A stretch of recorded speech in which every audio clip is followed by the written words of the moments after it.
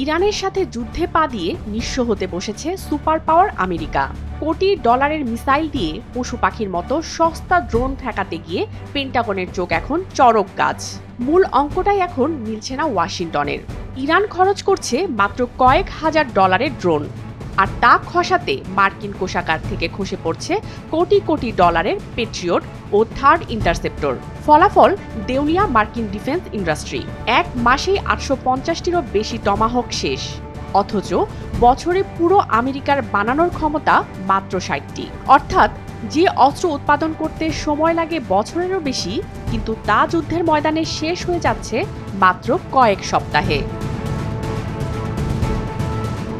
মিসাইলের কারখানা চাইলেই রাতারাতি তৈরি করা যায় না। একটি আধুনিক মিসাইল শুধু ধাতু আর বিস্ফোরকের সমষ্টি নয়, এর পেছনে লাগে বিশেষায়িত কারখানা, দক্ষ প্রকৌশলী, জটিল ইলেকট্রনিক্স, চিপ, সেন্সর এবং এমন একটি সরবরাহ ব্যবস্থা যার একটি ছোট অংশ আটকে গেলেও থমকে যেতে পারে পুরো উৎপাদন। অর্থাৎ ওয়াশিংটনের হাতে অর্থ থাকতে পারে, কিন্তু সময় কিনে নেয়ার ক্ষমতা নেই। সংকট আরও গভীর পেট্রিয়ট ও থার্ড প্রতিরক্ষার ক্ষেত্রে। থিঙ্ক ট্যাঙ্ক CSIS এর বিশ্লেষণ বলছে, যুদ্ধের আগে আমেরিকার হাতে পেট্রিয়ট ইন্টারসেপ্টরের মজুদ ছিল 2200টি। সংকট আরও গভীর পেট্রিয়ট ও থার্ড প্রতিরক্ষার ক্ষেত্রে।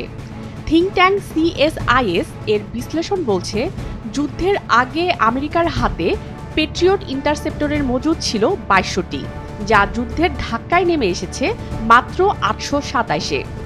থার্ডের মজুদ 452 থেকে কমে দাঁড়িয়েছে 278-এ। রয়টার্সের প্রতিবেদন অনুযায়ী দীর্ঘমেয়াদী সংঘাতের আশঙ্কায় আমেরিকা তাদের TSCMS ও প্রিসিশন SM এর বৈশ্বিক মজুদের প্রায় পুরোটাই শেষ করে এনেছে। পেন্টাগন এখন বুঝে গেছে, মিসাইল শুধু বিলিয়ন বিলিয়ন ডলার ঢাললেই রাতারাতি তৈরি হয় না।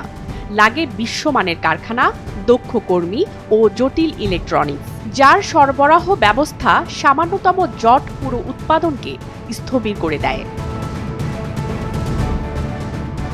এ কারণেই কারখানার আমূল পরিবর্তনের পথে হাঁটছে পেন্টাগন।